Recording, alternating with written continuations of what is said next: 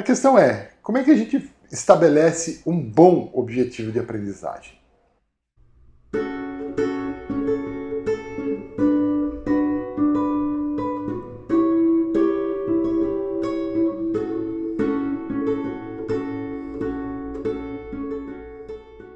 Eu sempre comento aqui no canal que uma boa dinâmica de aula, um bom projeto, uma boa atividade, uma boa aula, ela está sempre subordinada aos objetivos de aprendizagem. A questão é, como é que a gente estabelece um bom objetivo de aprendizagem? No vídeo de hoje eu vou dar algumas dicas para a gente poder começar a treinar e melhorar na hora de estabelecer quais são os objetivos de aprendizagem, seja de uma aula, seja de um semestre, seja de um curso inteiro. Mas é extremamente importante que a gente redija muito bem, que a gente reflita e que a gente expresse muito bem quais são os objetivos de aprendizagem, ou seja, aonde que a gente quer que o aluno chegue com aquela disciplina, com aquela aula, com aquele curso. E também aqui há uma técnica, há um procedimento que, à medida que a gente vai treinando, ele vai ficando meio natural. Óbvio que um professor mais experiente, ele vai dizer que é mais ou menos óbvio, mas é importante a gente refletir um pouquinho sobre isso. Então hoje a gente vai dar exatamente essas dicas para a gente redigir e deixar muito claro quais são esses objetivos. Bom, primeira coisa é que os objetivos, eles têm que ser colocados na perspectiva do aluno, na linguagem que o aluno entenda. Então é muito importante a gente saber mais ou menos qual que é o perfil do aluno que vai buscar o seu curso.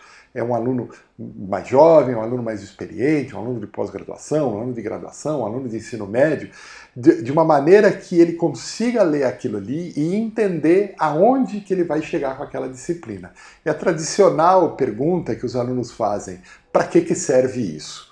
Então a gente vai começar sempre olhando isso na perspectiva do aluno, para que ele, sobretudo, ele entenda aquele objetivo. Outra coisa é a gente estabelecer o tópico que a gente vai estudar e o nível de aprendizagem que a gente espera. Então, a gente sempre já falou aqui da taxonomia de Bloom e a gente sempre volta nela, né? Quer dizer, o que eu espero aqui? Que o aluno simplesmente memorize uma fórmula? Normalmente isso não é bom. Que o aluno compreenda, que o aluno saiba aplicar, que o aluno saiba analisar, que o aluno consiga criar coisas novas. Então, dentro da taxonomia de Bloom, a gente vai estabelecer aonde que a gente quer que o aluno chegue. Qual é o nível de aprendizado que eu procuro? Pode ser que num determinado momento eu queira que o aluno compreenda um assunto para depois, num outro momento, ele saiba aplicar, para que depois ele saiba analisar. Por exemplo, eu posso fazer isso em etapas. Ou eu posso dizer, olha, eu quero que ele chegue na fase de análise. Enfim, é estabelecer o nível de aprendizagem que eu espero daquele aluno. Outra coisa importante é que esses objetivos, eles devem ser mensuráveis, ou seja, eu posso avaliá-los, eu posso medi-los de alguma maneira. Eu vou ter mecanismos de medir.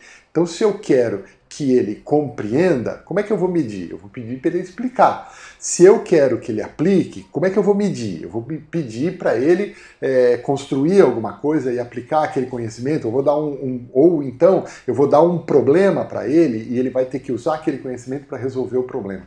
Então, dependendo daquele nível que eu estabeleci como objetivo, eu vou estabelecer como é que eu vou medir esses objetivos. Então não adianta nada você dar um curso onde você espera que o aluno aplique e você, na hora da avaliação, vê se ele consegue compreender aquilo, você manda ele explicar. Então, ou o contrário, você dá um curso todo voltado para a compreensão e na hora da avaliação você pede para ele fazer uma aplicação. Então, esses objetivos, eles têm que estar alinhados e você, na hora de avaliar, na hora de medir aquilo, o quanto ele desenvolveu daquilo que você tinha como objetivo, você tem que estabelecer de acordo com aquilo que você definiu como objetivo para aquele momento. E, obviamente, o objetivo da aula, o objetivo do bimestre, o objetivo da disciplina, ele tem que estar de acordo com os objetivos do curso. Então, você precisa alinhar, entender os objetivos gerais do curso, entender os objetivos gerais da disciplina para estabelecer o objetivo de uma aula, por exemplo. Como que eu vou construir aquilo e qual é a importância daquilo dentro do curso. Então, também, de novo, o aluno, na clássica pergunta dele, para que eu uso isso? Você, quando situa, olha, para você se formar nessa profissão, para você ter essa competência, você precisa desenvolver isso aqui. Então, ele vai começar a entender aonde que você vai querer chegar. Mesmo que seja um objetivo parcial dentro do curso, o aluno precisa entender que aquilo é um caminho para ele chegar no objetivo maior, que é aquele curso que ele está fazendo. Tá? E a partir daí a gente estabelece os 5 passos da montagem do objetivo. O primeiro passo é justamente o propósito. O que eu quero que o aluno saiba fazer ao final do curso? Quer dizer, qual é o objetivo central? Qual que é o propósito daquilo dentro daquela disciplina? Então, o primeiro passo é a gente ter claro qual é o propósito. O segundo ponto é o conteúdo.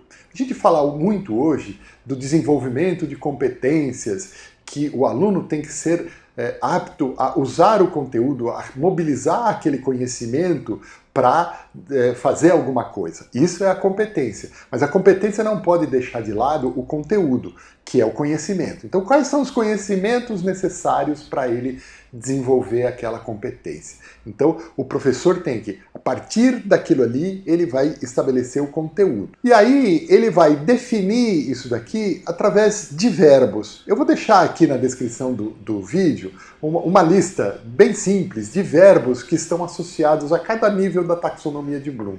Então, quando a gente vai pensar o objetivo, eu quero que o aluno saiba definir. Definir é um verbo que está associado ao conhecimento.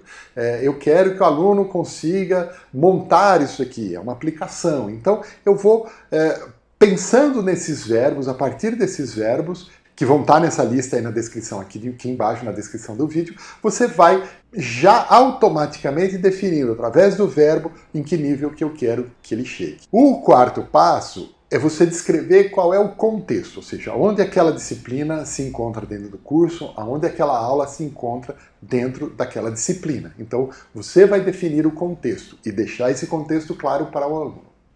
E por último, o último passo é, depois de ter construído tudo isso, analisar a clareza, analisar o quanto isso é claro para o aluno. Como eu falei lá no começo, aquilo precisa estar muito claro para o aluno, porque é da perspectiva do aluno que a gente entende. Então a gente pega muito material aí que o professor escreve, que é muito acadêmico, que é muito formal, que está numa linguagem que o aluno, ele vai ler aquilo e ele não vai se sentir, ele não vai se identificar com aquilo. Então provavelmente ele não vai entrar no clima daquele objetivo. Então, sempre pensando da perspectiva com o aluno e sempre pensando na clareza que o aluno vai ter.